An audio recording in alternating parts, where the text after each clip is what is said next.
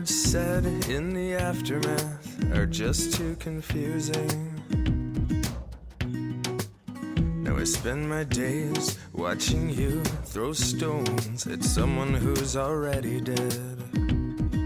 And if this is the way we all begin, so how can I ask for any more? Welcome to a very special episode of The Stages of Minnesota. I'm Rob Dunkelberger, and on today's show we'll be looking at the upcoming 2025-2026 theater season.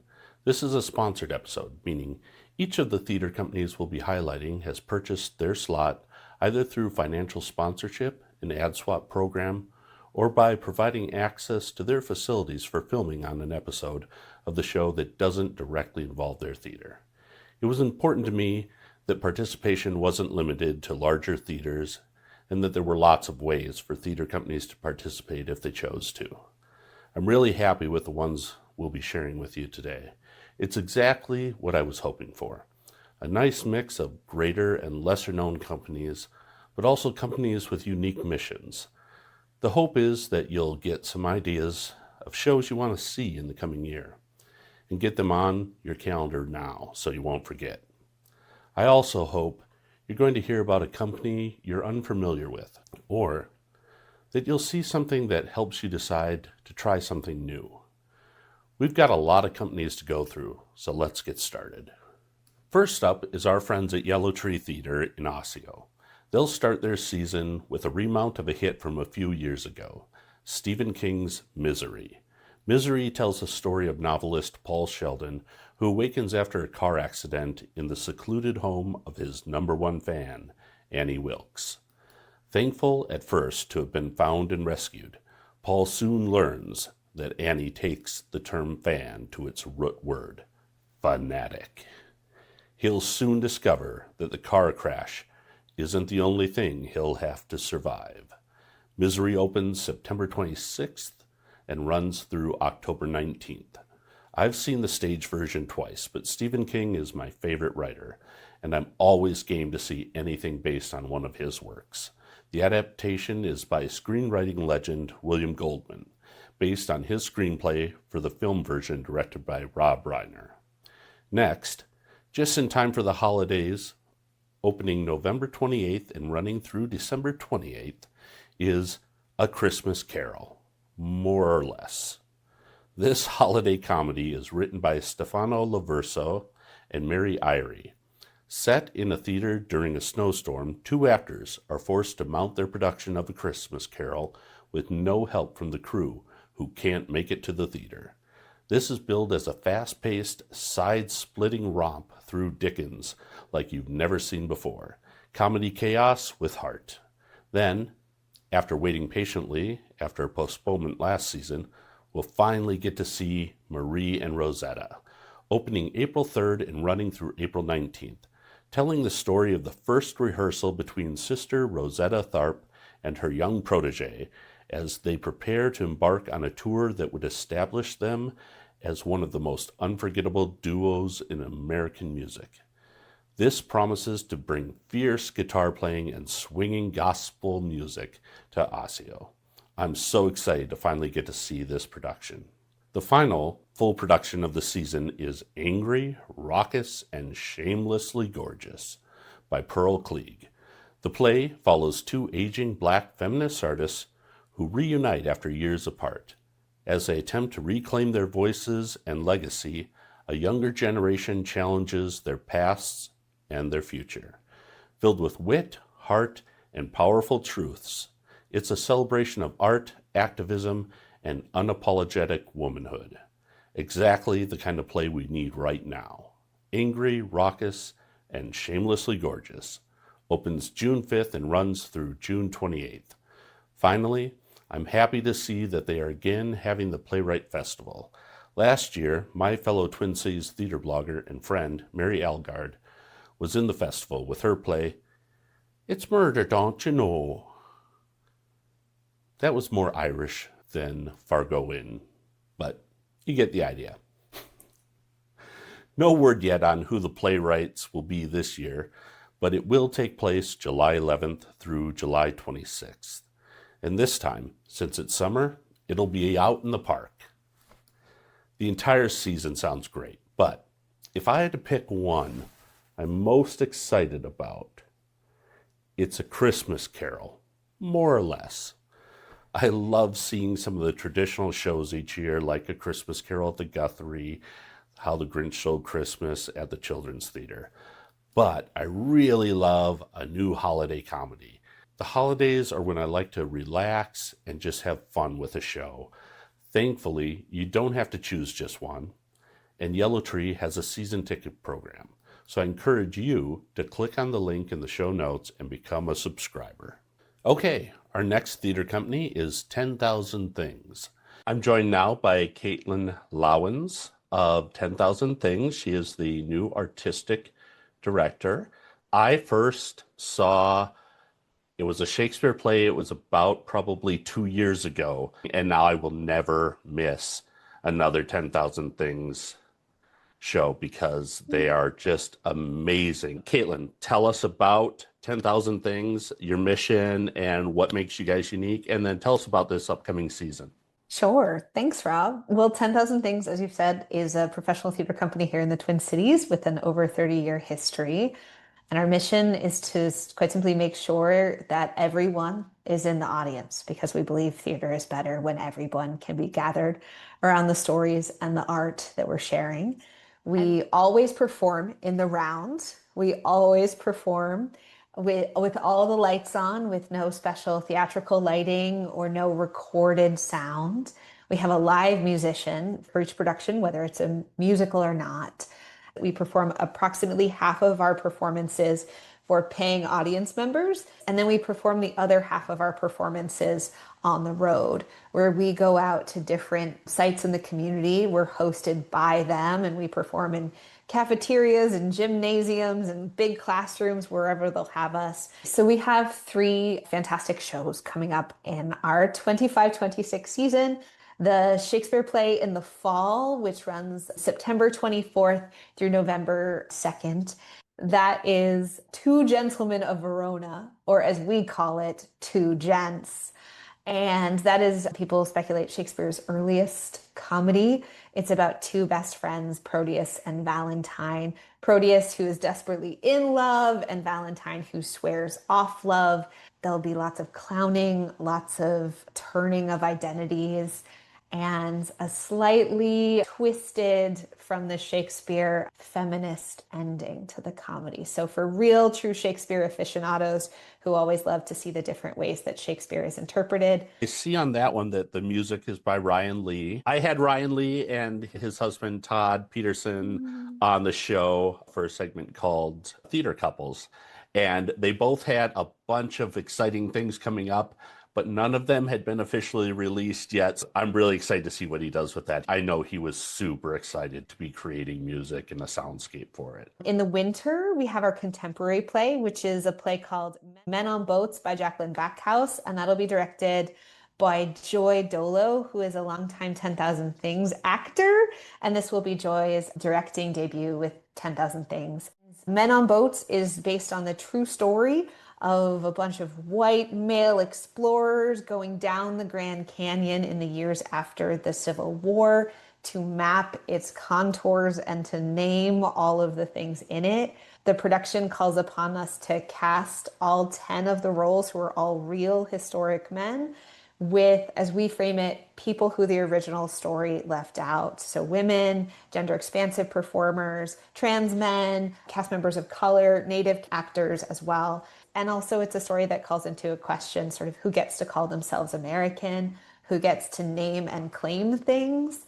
And Joy is just such a brilliant artist and has such a sense of comedy and also the 10,000 Things style. The cast that I see, J. Owen Eisenberg is a Stage's favorite. He was actually in a show that was the catalyst for the Stage of Minnesota starting, which was Hedwig and the Angry Inch at Theater La Di Da. I see M. Adam Rosenberg is in the understudies category for that. So even if somebody's out, you're going to have, and Michelle De Hoya. Oh my goodness. Yeah. I mean, the cast, I'm looking it over and it's just packed with George Keller.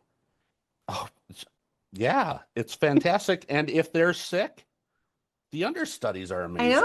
I know. The understudy. We're so lucky. I love watching your Yes. face as you read the cast list. Ed Joy Dolo is the first time I saw her, every brilliant thing. Yeah. And I drew the slip where I was her father and had to give a speech on her wedding day. And ever since that, a part of me thinks of her as my daughter. So we're gonna end the season with The Most Happy Fella. It's about a man, Tony, who is an Italian immigrant and a vineyard owner in the Napa Valley in the 1950s. And he falls in love with a waitress and begins a letter writing romance with her. But when it comes time to send her his picture, he's worried that he's too old and worried that also being an immigrant, that she won't be able to love him fully. So he sends another man's picture, and that is the action that then some sort of tumbles out in this really beautiful musical. It has these beautiful Frank Lesser melodies, but at the heart brings these really big questions of who considers themselves worthy of love and why someone who is older and aging or someone who is an immigrant to America might consider themselves less worthy of love because that's what the world is telling them. And in this time and for the audiences that we served, we thought examining that question and uplifting the idea that actually everyone is worthy of love and everyone's worthy of sort of having their heart's truth be seen was a really important theme to be uplifting in this time. One of the things I love about the 10,000 Things season is because of our community audiences, because we want to make sure to give them a taste of the wide variety of aesthetics and stories available. It means we have that little bit of something for everyone across the season. I'm excited by everything 10,000 Things does, but I have to say, if you haven't seen them do Shakespeare, Two Gents needs to be on your must-see list. It's on the top of mine. Because they perform all over, you'll want to check their website for times and locations of each performance. We'll put a link in the show notes to the 10,000 Things website. The History Theater in downtown St. Paul has a 5-show season in store, beginning with Don't Miss Doris Hines, running from September 18th through October 12th. That's followed by Rollicking, a winter carnival musical from November 20th through December 21st. 2026 will see the Stages of Minnesota Fringe of the Day Award winner expanded and transferred to the History Theater. Whoosh, created and performed by Andrew Erskine Wheeler under the direction of the Stages of Minnesota favorite Allison Vincent, will run from January 29th through February 22nd. Hungry Like the Wolf will usher in the spring from March 19th through April 12th, and closing out the season, or maybe not, depending on whether or not they decide to run Glensheen again, is Courting Harry, which runs from May 14th through June 7th. History Theater offers a variety of season packages, which you can select on their website, which we, in our infinite wisdom, will link to in the show notes. Next, we have a company new to me called Ananya Dance Theater. I'm with Ananya Chatterjee, who is the founder, artistic director, choreographer, and dancer for Ananya Dance Theater. I cover about 1 or 2 dance shows a year, not because I don't enjoy it, but because I find it hard to write about sometimes. I don't have all the terminology, but I generally find it very fascinating and entertaining and involving. But can you talk about what your thoughts are on the relationship between dance and theater? I grew up in a context, Rob, where dance and theater were never separate because the idea of an arc, a narrative arc, however abstract, was always part of the work, you know? So dance becomes a way to share stories. It may not have text in it telling us, or it may not have a direct narrative in it, but it always is about opening up the depths of human experience. For me, that is at the core. I describe my work as social justice choreography, which means we have a sort of thematic exploration and articulation. The movement actually unfolds and uncovers the experience inside of that theme. So this year, for instance, we're working with this concept of dream jumping, right? Shopno Jhap is the name of the production. And dream jumping is this concept of in dreams, we jump from, idea to idea without thinking about it, or there being a specific connection, logical connection maybe. Here we go through 5 portals and we try to bring the experience inside of those portals closer to us so that we can come together, find our connection. So it's a kind of abstract narrating of the concepts, of the experiences inside those portals. It's something that a audience can come to and in some ways project their own meaning onto what they're seeing, relate it to their own lives in a way. Because of the abstraction, it actually offers many doors for audiences to come in. But because of the storytelling that is inherent inside the work, it offers a frame for audiences to enter. So, there's a portal called Cry Ocean, which is about grief, something all of us have experience of, right? So however you come into it, you go through, you see, you witness these artists finding themselves in a process of collective grieving to come out at the other end, because community helps us come out of the other end of grieving. So that's the kind of storytelling that happens. Sure. So audiences can enter it from the perspective of their experience. The show opens September 19th and 20th. It's at the O'Shaughnessy Theater in St. Paul at 7:30 p.m. You have another show later in the year that you're touring with. So this is the same show that actually tours Washington, D.C., Dance Place, which is a very favorite place of ours to perform at. We have long friendships there. So we'll go there and then it'll continue to tour through the next year, because we have the support of the National Dance Project grant, which helps us bring the work to different places.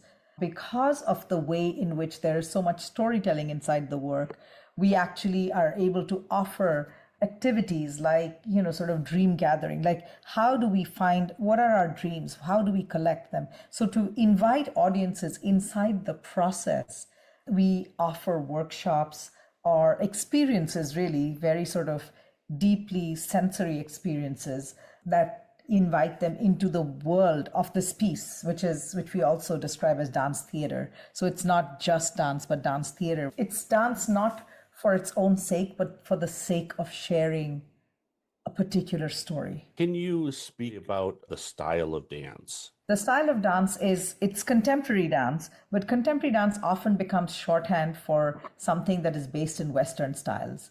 My contemporary dance is a particular aesthetic called Yorcha, which I made up. It takes elements from Vinyasa yoga, which is the yoga based on flow, Chow, which is a martial art form, and Odissi, which is a traditional dance form. I've mixed those together in order to find a particular chemistry of elements that helps us be both, fiercely warrior-like, and at the same time find many shades of emotion. So that it's necessary for the storytelling to have these multiple kinds of, to have the ability, let's say, to express multiple kinds of emotional frames and landscapes. So that's why I crafted this particular language called Yorcha. It's a Minnesota-based form because I created it here.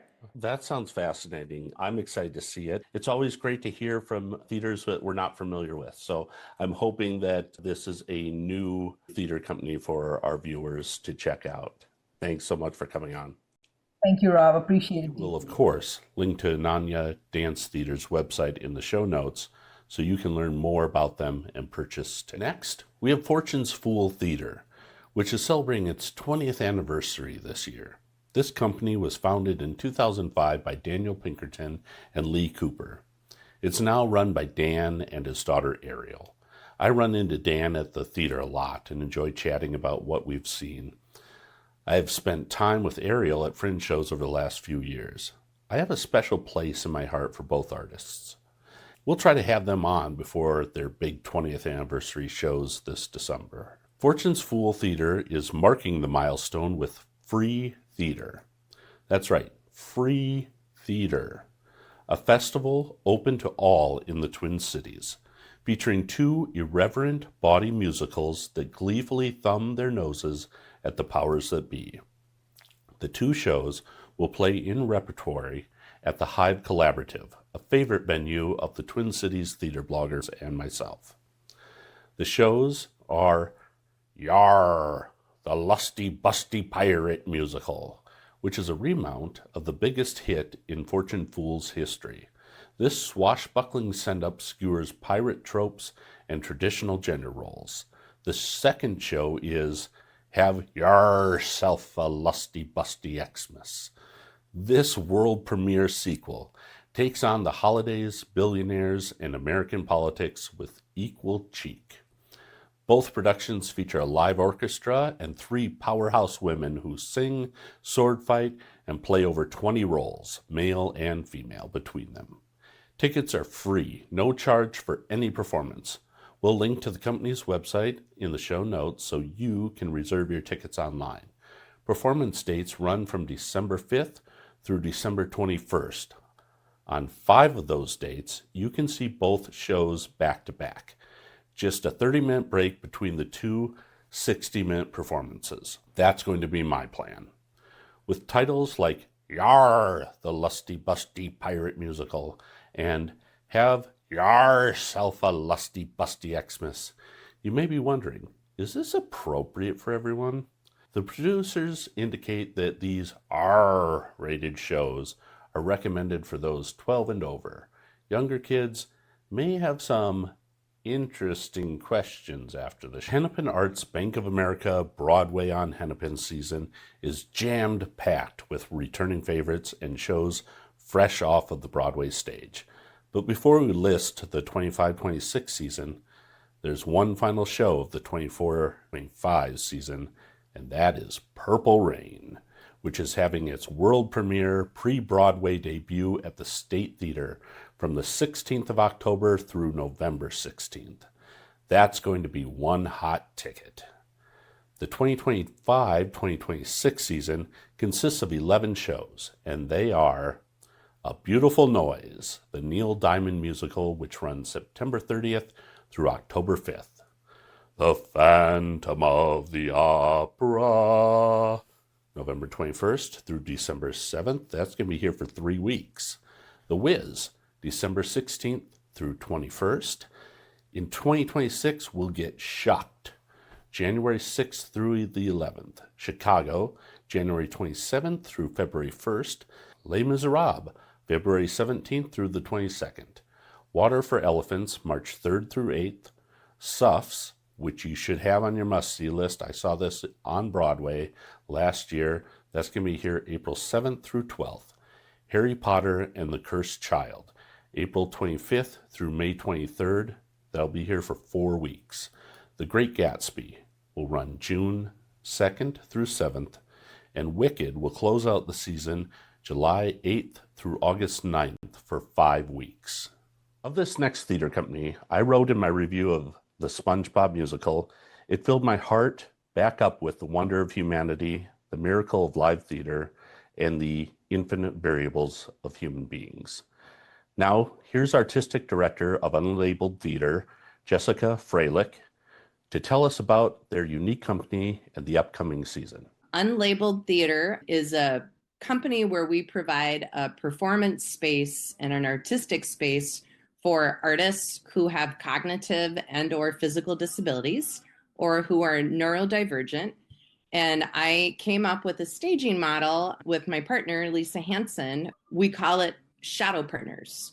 And what I do is I hire professional or emerging performing artists from the Twin Cities, and they pair with our artists and they do the roles together. So every role in the show is done by 2 people. A professional or emerging theater artist is paired with one of my artists in my company. And then our upcoming season, we are really excited. We've got 2 musicals to start off this season. The first one is going to be Something Rotten. Something Rotten is a great, funny show. I love that show. Yeah. So of your entire season, I was looking over it, that is one I'm most really excited to see because I just love Something Rotten. It's so clever. Great songs, really clever premise where we've got two brothers, Nick and Nigel Bottom, and they just can't get a break with any of their shows because, gosh, Shakespeare and Shakespeare's Company gets all the praise. And our next musical for this season is Once Upon a Mattress. And it really fits our company well because it's another story of somebody who just doesn't feel like they fit in. The princess has come to see if she can get married to the prince, and she just is not a typical princess. The prince's mother sets up the test of if you can sleep with a pea under you, then you're not a princess. So it's a storyline based on the Princess and the Pea story. And we're going to try something new. We're going to add to our season. We're going to have a play. I've been working on getting the rights to Jellyfish for about 2 years. The playwright is Ben Wetherill. He's a UK artist, and we will be the US premiere of Jellyfish. And I'm really excited that they chose us to do it. It's a 4-person play. Primarily, it focuses on the relationship of a mother and daughter. And the main character, the daughter, she has Down syndrome. And it's a play exploring a young woman falling in love for the first time and her mother having to really give her daughter autonomy finally and letting her daughter fall in love and to actually explore her sexuality. The young man that she falls in love with does not have a cognitive disability. So one of the main questions of the show is, who has the right to love who, or should there be rules on that? The play will not use our shadow partner staging model. So it will be the first production that Unlabeled has done that's staged in a more traditional fashion. Being the company that we are, where we have so many artists that we can pull from who have that lived experience of living with a cognitive disability or physical disability, we can do this play justice because we have those artists to do it. The character with a disability will obviously be played by a member with a disability. 2 characters have a disability. One specifically, it's labeled as Down syndrome. We have an actress by the name of Maeve. Maeve has agreed to take on this role. She's already working on it and learning her lines, even though that show isn't until October of 2026. And the other character in the play that has a cognitive disability, so another actor from our company will play that part. That one we haven't cast yet. The 2 roles of people who do not have a cognitive disability, who are neurotypical, we've already cast those roles. One will be played by Shannon Custer. She'll be playing the mom. And then the other role of the boyfriend will be played by Joey Deegan, who's been a shadow partner in 2 of our shows. We wanted actors who knew what it takes to be a shadow partner. How do you cue somebody without the audience knowing that you're helping them out with a line or supporting them or cueing them? And Joey and Shannon know how to do that because of their prior work with us. Shannon Custer's a favorite of the Stages of Minnesota. In fact, I think it was Messenger from her that finally gave me the final push last year when I saw SpongeBob. And it wasn't that I didn't want to go because I found it intriguing, the concept of this company. There is so much theater. I know that making choices is really hard. And one of the great things about working in the Twin Cities for our company is because there is so much theater going on. We have so many professional and emerging artists that we can pull from to be our shadow partners. It's just fantastic. But also I do find sometimes people are hesitant to come check out our company because they think they're going to come see the show and it won't be entertaining, that they think they're just coming to be charitable, or they think they're going to come see the show and it's going to make them feel bad or feel sad. That is not what happens at our shows at all. They are entertaining. They're good shows. We know what we're doing. Our artists know what we're doing, and they're great shows besides the fact that we're giving the spotlight over to people who normally don't get a chance to be in the spotlight. I found it very uplifting and moving and entertaining and fun. And I'm going to be back for more for sure because it was such a powerful experience. We're adding this season is for Something Rotten and Once Upon a Mattress and Jellyfish. We're adding at least 1 student day matinee. We've gotten a lot of requests from schools. Could we do a student day matinee? Because they really want their students to come check out what we're doing. 2026 is a really exciting season for us. Lots of growth happening. We're really excited. We turn to the community theater stage for a look at the Lakeshore Players' 73rd season, which opens with Red by John Logan. Abstract expressionist Mark Rothko is commissioned to paint murals for the New York's famed Four Seasons restaurant. As the collaboration between Rothko and his young assistant Ken deepens, Ken begins to push back, forcing Rothko to confront a devastating question. Will this be his masterpiece or his downfall? Red is a riveting portrait of artistic ambition, power, and vulnerability in the pursuit of something enduring. It runs from September 26th through October 12th. Annie by Thomas Meehan, Charles Strauss, and Martin Sharman. Little orphan Annie is given the chance of a lifetime when she's invited to spend Christmas at the mansion of billionaire Oliver Warbucks in 1930s New York. With boundless optimism and charm, Annie captures the hearts of everyone she meets, thwarting Miss Hannigan's crooked plans along the way and discovering the true meaning of family. Full of iconic songs like It's a Hard Knock Life, Easy Street, and the timeless anthem, Tomorrow, tomorrow, I love ya tomorrow. You get the idea. Annie runs from November 21st through December 14th. If you haven't seen it, congratulations for getting that rock off your back. Lakeshore Players always does a fabulous job, and this is a great one to take the young kids to. Next up is The 39 Steps, adapted by Patrick Barlow from the novel by John Buchan. Mix a Hitchcock masterpiece with a juicy spy novel. Throw in a dash of Monty Python, and you get The 39 Steps, a fast-paced whodunit bursting with theatrical magic. This award-winning comedy features non-stop laughs, more than 150 outrageous characters played by a cast of 4, and on-stage plane crash, missing fingers, and just the right amount of romance. It runs from January 23rd to February 7th. The Importance of Being Earnest by Oscar Wilde. Jack wants to marry the elegant Gwendolen, but must first win over her formidable mother, Lady Bracknell. Meanwhile, Jack's charmingly deceitful friend Algernon has his eye on Cecily, Jack's ward. Between mistaken identities, alter egos, and sharp wit, Wilde's timeless comedy skewers romance, society, and the absurdities of Victorian life in a brilliantly farcical romp, which runs from March 13th to March 22nd. Once Upon a Mattress by Mary Rogers, Marshall Baer, Jay Thompson, and Dean Fuller. Queen Agravain has decreed that no one in the kingdom may marry until her son, Prince Dauntless, finds a bride. But every princess is subjected to the queen's outrageous, impossible tests. Just when hope seems lost, along comes Winifred the Woebegone, a bold and unpolished princess from the swamp, who just might be up to the challenge. Packed with catchy tunes, laugh-out-loud moments, and a cast of colorful characters, Once Upon a Mattress is a charming musical adventure for the whole family. It runs from April 24th through May 17th. Alert viewers probably noticed that Unlabeled Theater is also doing this show. Their production opens the weekend this one closes. For those who love this classic musical, this is a great opportunity to see it back-to-back, done by two very different theater companies. If anyone does that, I'd love you to drop me an email about your thoughts on the experience.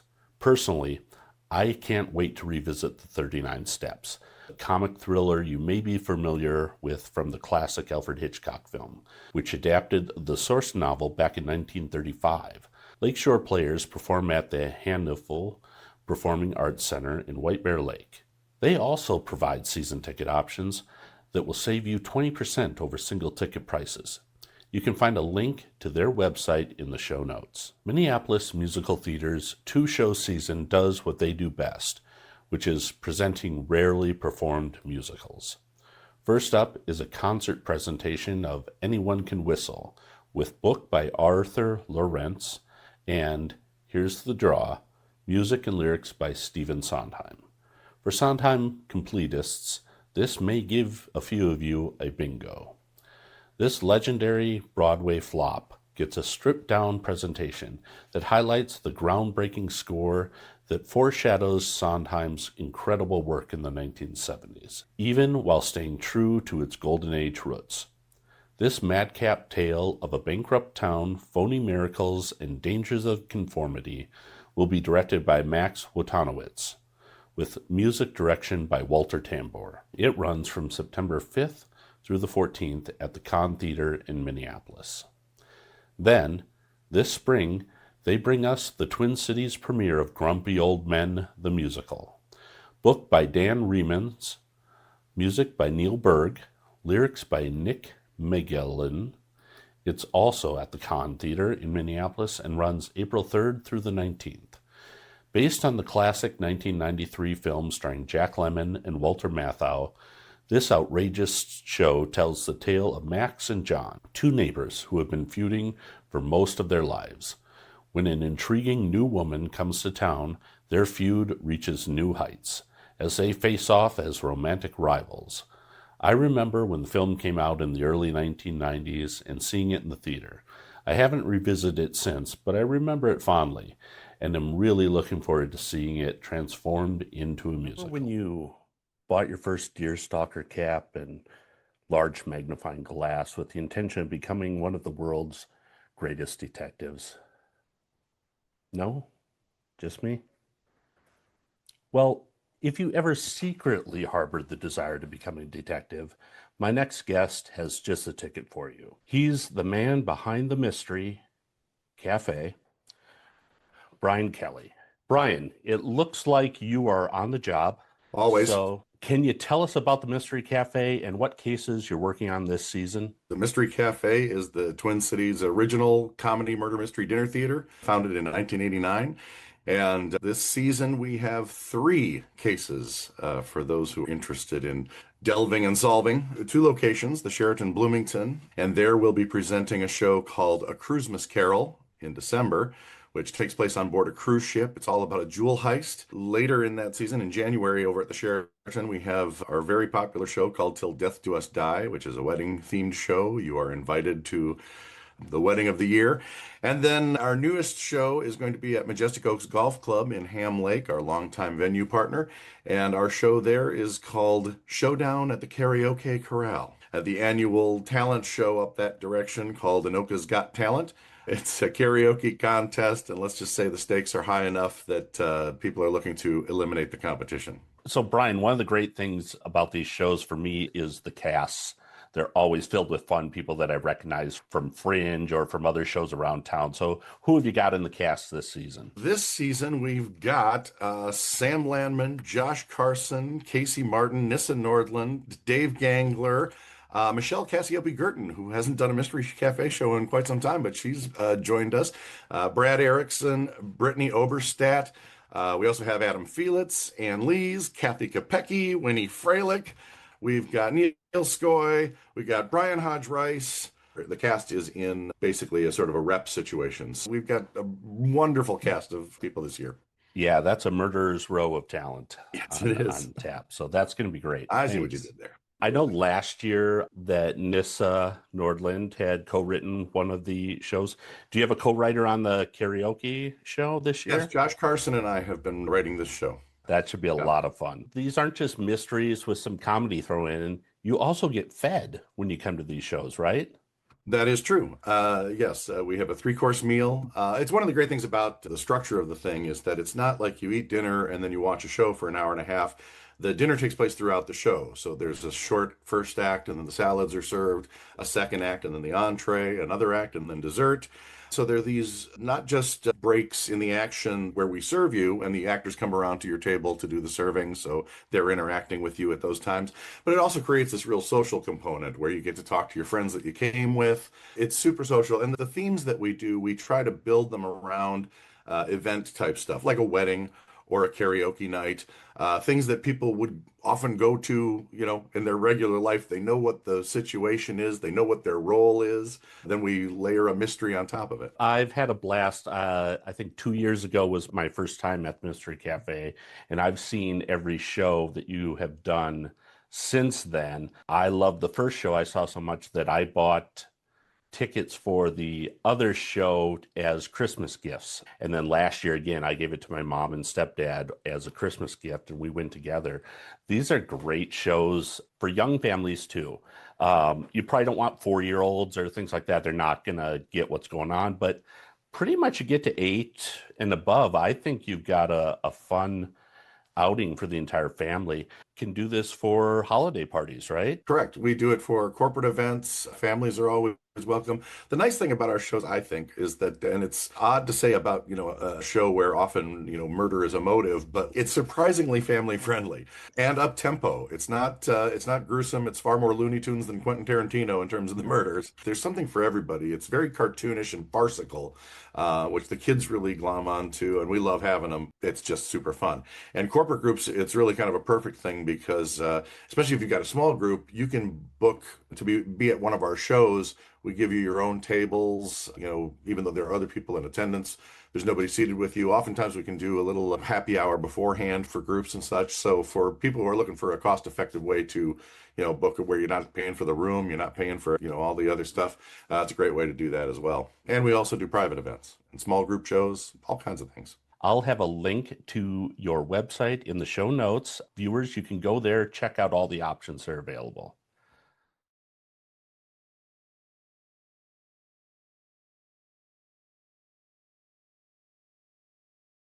The Chanhassen Dinner Theaters was our first official sponsor here at the Stages of Minnesota. Thank you, Chanhassen. Their production of Grease is still running through October 4th. Then, what is sure to be a consistent sellout is Irving Berlin's White Christmas, which will run from October 10th through February 7th. Rounding out the season is Guys and Dolls, which opens February 13th and will run until September 26th. Ghoulish Delights, the online banner under which the Stages of Minnesota favorite podcast, the Mysterious Old Radio Listening Society, is housed, is also a theater company that produces about one show a year. This year, from November 8th through the 23rd at the Crane Theater in Northeast Minneapolis, Ghoulish Delights will help to extend Monster Month beyond October with their production of Witch Hunt, or A Discourse on the Wonders of the Invisible World by Liz Duffy Adams. Directed by Shannon Custer, the cast features Ernest Briggs, Madison Fairbanks, Isabel Hopewell, Ariel Pinkerton, Chief Ghoul himself, Tim Uren, and Joe Wiener. The play depicts a night years after Abigail Williams, instigator of the witch trials, disappeared from Salem. About to leave the colonies forever, she turns up at the Frontier Tavern of fellow witch hunter Mercy Lewis. As described by the playwright's synopsis, it's her last chance to understand the madness that overtook them. But with war threatening northern New England yet again, Mercy and her fellow townspeople are in no mood for Abigail's doubts, which suggests to them complicity with the devil. And just when everything is at its most dangerously tense, the devil himself shows up. This one is really interesting for those who saw Nightfire Theater's production of The Crucible last spring. This pseudo-sequel features Isabel Hopewell reprising her role of Abigail Williams from that production. You can bet I'll be checking this one out. Uh-oh. Our final company is Skylark Opera Theater, which is celebrating its 45th year, having first produced a show in 1980. Here's what lies in store for this anniversary season. We'll have a link to the company's website in the show notes, so you can register for their newsletter and be notified of final dates and when tickets go on sale. Oktoberfest, celebrating Johann Strauss Jr.'s 200th birthday, this September and October. The Christmas Rose, coming in December. Sip of Opera, Le Poète Féminine in March 2026. Sundays at Landmark, Black on Broadway. Coming in April 2026, Skylark presents a chronological journey of Black artists' contributions to the American musical theater canon. Black Music Appreciation Month, Juneteenth concert, coming June 2026. Summer 2026, Edges, which will be out in August. That does it for our first theater season preview episode. I want to thank all of the theater companies for their sponsorship and support of the Stages of Minnesota. I'm so pleased with the eclectic group of theater companies we got to showcase. Companies that put on plays and musicals, of course, but also a dance company and an opera company and a dinner theater that also allows you to channel your inner Sherlock Holmes or Miss Marple. It's a great representation of all the different kinds of live theatrical genres that grace the Stages of Minnesota throughout the year. We will link in the show notes to all of the theater companies' websites, where you can go to explore their seasons in more detail and purchase tickets. Don't forget that several of the companies have season or multi-show ticket options that can save you money, allowing you to see more shows. Theater companies, if you're interested in sponsoring an episode of The Stages of Minnesota, you can email me at robdunkelberger@thestagesofmn.com. Companies that sponsor an episode during the year are automatically included in next year's season preview episode at the standard level, with an option to upgrade to a higher level at a reduced rates. As always, if you have comments, questions, suggestions of topics you'd like to see covered, or want to cast a vote on whether or not there should be singing in future episodes, you can email me at robdunkelberger@thestagesofmn.com. If you see me out in the boot, as the Canadians say, but probably they don't be shy, say hi. Let's get a photo together and put you on The Stages of Minnesota. Next week, we'll get back into the normal routine again. Hopefully, though it's the end of the summer slow season, we'll have a review or two for you, and our regular Add a Show With segment. Thanks as always to Ryan Lee for the generous use of his music. Every note of music used on The Stages of Minnesota comes from his albums, which you can find at ryanlee.bandcamp.com. You can read all of my reviews on my blog at thestagesofmn.com. Whether you are watching the YouTube edition, most of you, or listening to the podcast version, and that would be Phil, Mary, Doug, and as of last week, Sally. Welcome, Sally. You should know that I really like your hair that way. It brings out the pigment of your eyes, whatever that may be. If you enjoyed the show and you think I'm sexy, come on, sugar, tell me so. Now, wouldn't that have been better sung? Not necessarily by me, but just in general. Please help spread the word. Don't forget to like, subscribe, share, and review the show. Until next week, as Carol Jackson breathlessly communicated after finishing the Twin Cities Marathon, go see a show. 'Cause it's all over but the shouting. Every soul needs light. My mind's been wasting away in the afternoon shade, out of sight. And I am not the pure and perfect one, but my branches are still bent toward